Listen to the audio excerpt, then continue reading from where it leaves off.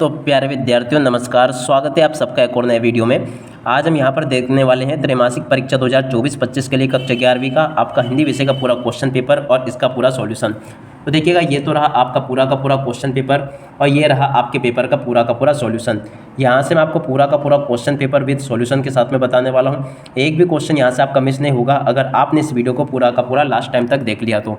अब चलो जल्दी से हम आगे बढ़ते हैं, समझते हैं कि आपका पूरा क्वेश्चन पेपर किस प्रकार का परीक्षा में पूछा जाएगा और इसका सॉल्यूशन आपको कैसे पूरा कंप्लीट कर लेना चाहिए।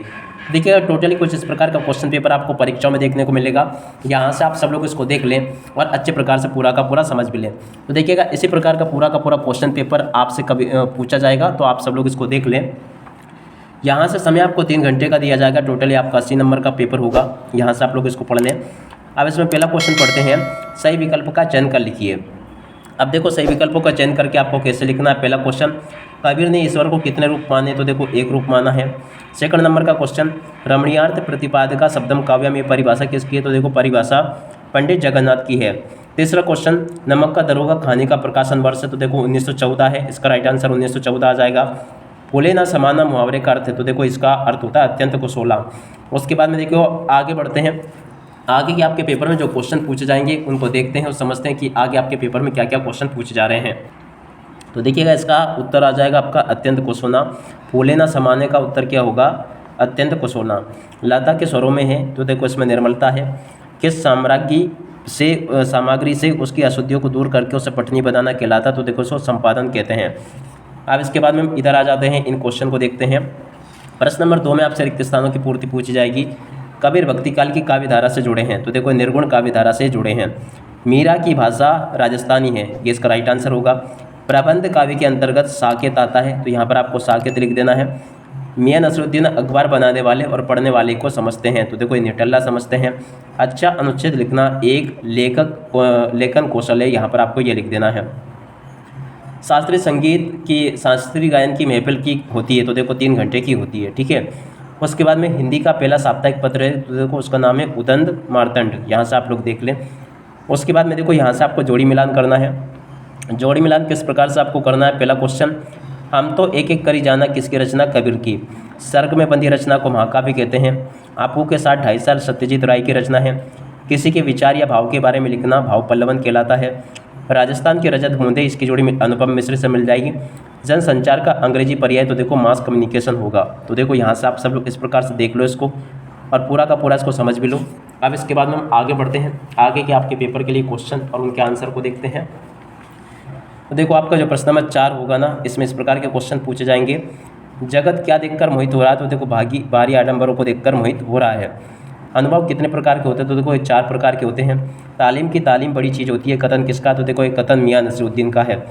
वंशीधर ने किससे बेर मोल लिया था, तो देखो अलोपीदीन से बेर मोल लिया था। विज्ञापन लेखन के समय ध्यान में रखी जाने वाली कोई 2 सावधानियाँ, तो देखो स्पष्टता, यहाँ से आपको लिख लेनी है, और इसके अलावा स्पष्टता और इसके अलावा शुद्धता, ठीक है। उसके अलावा लता मंगेशकर की लोकप्रियता का मुख्य कारण, तो देखो गायन शैली। और भारतीय टेलीविज़न की दूरदर्शन नाम कब दिया गया, तो देखो 15 सितंबर 1959 को दिया गया था। अब इसके बाद में देखो यहाँ से आप लोग सत्य को देख लो। पहला क्वेश्चन, कबीर ने सदुक्कड़ी भाषा का प्रयोग किया, ये भी सत्य होगा। मोहन बेले में अमिता शब्द शक्ति है, ये भी असत्य होगा। आपो की माँ उसे रोटी सब्जी खिला रही थी, ये भी आपका सत्य हो जाएगा। संवाद का सामान्य अर्थ बातचीत होता है, ये भी सत्य होगा। संगीत का क्षेत्र विस्तीर्ण है, ये भी सत्य होगा। जनसंचार माध्यमों का लोगों पर केवल सकारात्मक प्रभाव पड़ता है, ये भी आपका सत्य होगा। तो देखो यहाँ तक के क्वेश्चंस बता दिए मैंने आपको। अब इसके बाद में हम यहाँ से इन सभी के सभी क्वेश्चन के आंसर देखने वाले हैं, तो आप सब लोग इनको देख लें और अच्छे प्रकार से इनको समझ लीजिएगा। तो देखो सबसे पहले यहाँ पर आपसे प्रश्न नंबर 6 में पूछा गया, प्रगतिवादी कविता की विशेषताएं लिखिए। तो देखिएगा, प्रगतिवादी कविता की विशेषताएं क्या क्या है, यहाँ से आप सब लोग लिख लें। ये प्रगतिवादी कविता की विशेषता लिखी है। उसके बाद में देखो इसके अथवा में पूछा गया था प्रयोगवादी कविता की विशेषता है, तो यहाँ से आप सब लोग प्रयोगवादी कविता की विशेषता लिख लो। और उसके बाद में चलो हम आगे बढ़ते हैं। कबीर की दृष्टि में ईश्वर एक है, इसके समर्थन में उन्होंने कौन कौन से तर्क दिए। प्रश्न नंबर 7 पूछा जाएगा, तो देखो उसका उत्तर यह आ जाएगा, आप सब लोग देख लें। ये इसका उत्तर होगा, कबीर की दृष्टि में ईश्वर एक है, इसके समर्थन में उन्होंने कौन कौन से तर्क दिए, तो यहाँ से देखकर लिख लो आप सब लोग ये। उसके बाद में हम आगे बढ़ते हैं। तो देखो इसके अथवा में पूछा गया था, मायके बहन के लिए कवि ने घर को परिताप का घर क्यों कहा है। तो देखो इसका उत्तर यहाँ से देख लो आप सब लोग, ये पूरा का पूरा आंसर है इसका, आप लोग यहाँ से देख लो और इसको अच्छे प्रकार से नोट कर लेना। चाहे तो आप लोग वीडियो को रोक रोक कर इनके स्क्रीनशॉट लेकर भी रख सकते हो, पूरा का पूरा आप लोग नोट कर लेना। प्रश्न नंबर 8 लिखा है, दृष्टांत अलंकार की परिभाषा लिखी है। तो देखो दृष्टांत अलंकार की परिभाषा को यहाँ से आपको लिख देना है, ये पूरी की पूरी आपको दृष्टांत अलंकार की परिभाषा दी गई है, ठीक है। अब इसके बाद में देखो वक्रोक्ति अलंकार की परिभाषा पूछी गई इसके अथवा में, तो इस वाले क्वेश्चन के आंसर को भी पूरा कर लो, यहाँ तक का ये मैंने आपको बता दिया, ठीक है। अब इसके बाद में देखो अब आगे बढ़ते हैं, अगले क्वेश्चन के आंसर को देखते हैं। तो देखो यहाँ से आप लोग इस क्वेश्चन को पढ़ लो, विभाव किसे कहते हैं, कितने प्रकार के होते हैं। तो देखो इसका उत्तर यहाँ से कंप्लीट कर लो, विभाव किसे कहते हैं ये पूरा का पूरा लिखा है। और उसके अथवा में पूछा गया था शब्द शक्ति से क्या तात्पर्य है, किसी एक शब्द शक्ति का उदाहरण दीजिए। तो यहाँ से आप सब लोग इसको भी देख लें और उसके बाद में हम आगे बढ़ते हैं। तो देखो यहाँ पर आपसे क्वेश्चन पूछा गया था प्रश्न नंबर 10, प्रश्न नंबर 10 को देख लीजिएगा, भारतेंदु युग के गद्य की 2 विशेषताएं लिखिए। प्रश्न नंबर 10 में आपसे पूछा गया, देखो भारतेंदु युग के गद्य की 2 विशेषताएं ये लिखी है, आप सब लोग इसको भी देख लें और पूरा का पूरा याद कर लेना। उसके अथवा में आपसे पूछा गया द्विवेदी युग के गद्य की 2 विशेषताएं 10 के अथवा में। तो देखो द्विवेदी युग के गद्य की 2 विशेषताएं यहाँ से देख लो और इसको याद कर लेना अच्छे से। अब इसके बाद में चलो हम आगे बढ़ते हैं। प्रश्न नंबर 11, बाल मुकुंद गुप्त ने देश के अभागे भारत क्यों कहा है। प्रश्न नंबर 11 आपसे पूछा गया है। तो देखो इसका उत्तर यहाँ से कंप्लीट कर लो आप सब लोग, पूरा का पूरा बता दिया मैंने आपको कि बाल मुकुंद गुप्त ने देश को अभागे भारत क्यों कहा है, पूरा का पूरा आंसर मैंने आपको बता दिया, ये यहाँ तक का आप लोग कंप्लीट कर लो। और उसके अथवा में पूछा गया नमक का दरोगा खाने का कौन सा पात्र आपको सर्वाधिक प्रभावित करता है। ये वाला क्वेश्चन का आंसर भी आप लोग यहाँ से याद कर लेना अच्छे से। इसके बाद में देखो प्रश्न नंबर 12, विज्ञापन लेखन की कला के बारे में लिखिए। प्रश्न नंबर 12 आपसे पूछा गया है। तो देखो विज्ञापन लेखन की कला के बारे में क्या लिखना आपको, ये इसका आंसर होगा। यहाँ से आप सब लोग इसको कंप्लीट कर ले अच्छे से। और इसके अथवा वाले क्वेश्चन का आंसर ये लिखा है, सार संक्षेपण का अर्थ लिखिए। तो इसको भी आप लोग याद कर लेना। अब इसके बाद में चलो हम आगे बढ़ते हैं, अगले क्वेश्चन को देखते हैं। तो देखो प्रश्न नंबर 13, संवाद लेखन के समय ध्यान देने योग्य बातें आपको लिखनी है। प्रश्न नंबर 13 में, ठीक है। देखो संवाद लेखन के समय ध्यान देने योग्य बातें ये लिखी है, आप लोग देख ले। और उसके अलावा अनुच्छेद लेखन के समय ध्यान देने योग्य बातें ये लिखी है, इनको भी आप लोग याद कर लें। और उसके बाद में चलो हम आगे बढ़ते हैं। देखो प्रश्न नंबर 14 पूछा गया है, शास्त्रीय संगीत और चित्रपट संगीत में अंतर आपको बताना है, ठीक है। तो देखो शास्त्रीय संगीत और चित्रपट संगीत में अंतर यहाँ से देखकर लिख लो आप सब लोग, ये लिखा है। और उसके बाद में देखो इसके अथवा वाले क्वेश्चन का आंसर ये लिखा है, लता मंगेशकर को भारतीय गायिकाओं में बेजोड़ क्यों कहा गया है। तो इसको भी आप लोग याद कर लेना। उसके बाद में अगला क्वेश्चन पढ़ते हैं, प्रश्न नंबर 15, जनसंचार माध्यमों के महत्वपूर्ण उद्देश्य लिखिए। प्रश्न नंबर 15 में आपसे पूछा गया ये क्वेश्चन। तो देखो प्रश्न नंबर 15 का उत्तर ये लिखा है, जनसंचार माध्यमों के महत्वपूर्ण उद्देश्य क्या है, यहाँ से देख लो। उसके बाद में देखो अगला क्वेश्चन यहाँ से देख लो, जनसंचार माध्यमों से खतरे के बारे में लिखिए। 15 का अथवा वाला क्वेश्चन। तो देखो इसका उत्तर यहाँ से देख कर लिख लो आप सब लोग, ये मैंने बता दिया।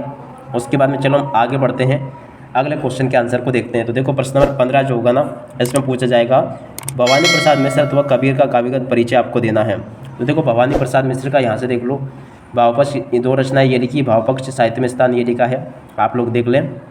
तो 2 रचना यहाँ से देख लो, भावपक्ष ये लिखा है और साहित्य में स्थान ये आपको दिया गया है।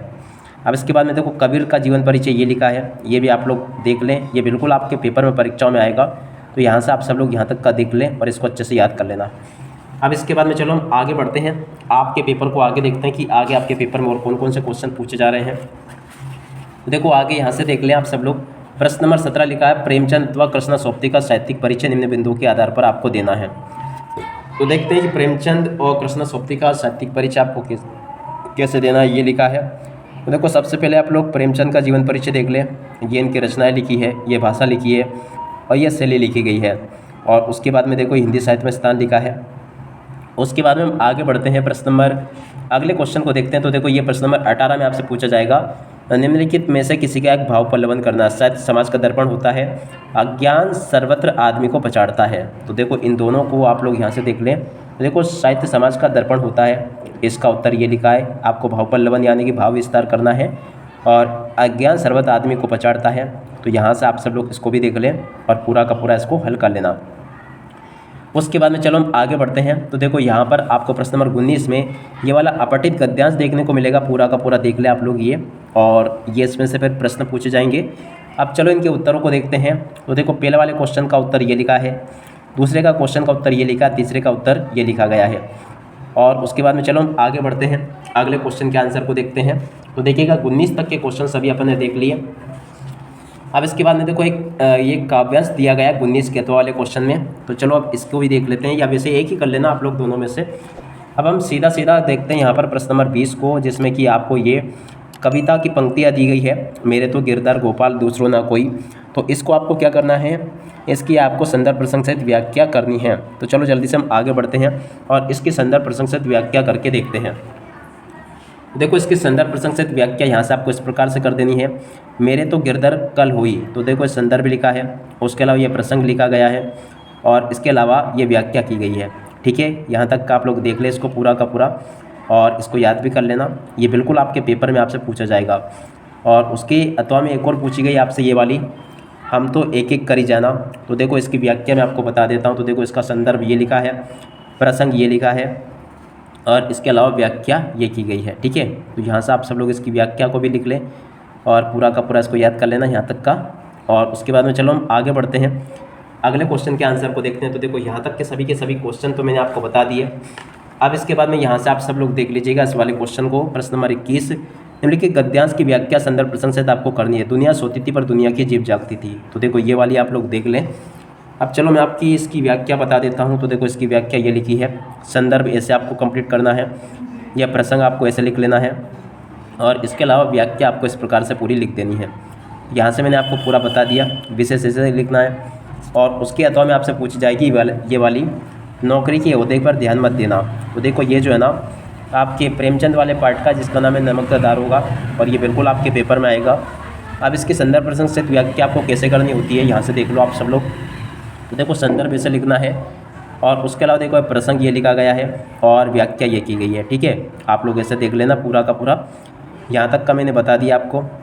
और इसके बाद में चलो हम आगे बढ़ते हैं, अगले क्वेश्चन को देखते हैं। तो देखो प्रश्न नंबर 22 देख लें, परीक्षा काल में ध्वनि विस्तार के यंत्रों को बजाने पर रोक लगाने हेतु जिलाधीश को पत्र लिखना आपको प्रश्न नंबर 22 में पूछा गया है। देखो 22 का उत्तर यहाँ से देखकर लिख लो आप सब लोग, ये पूरा का पूरा ये मैंने आपको बता दिया, ये इसका उत्तर है। और उसके बाद में देखो यहाँ तक का मैंने पूरा का पूरा बता दिया है। अब इसी प्रकार से आप लोग इसको पूरा का पूरा कंप्लीट कर लो, ताकि आप सब लोग अपनी परीक्षाओं के पेपर में इसको पूरा का पूरा हल करके आ सको। अब इसी के साथ में इस वीडियो को यहीं पर पूरा करते हैं। नमस्कार, जय हिंद, जय भारत।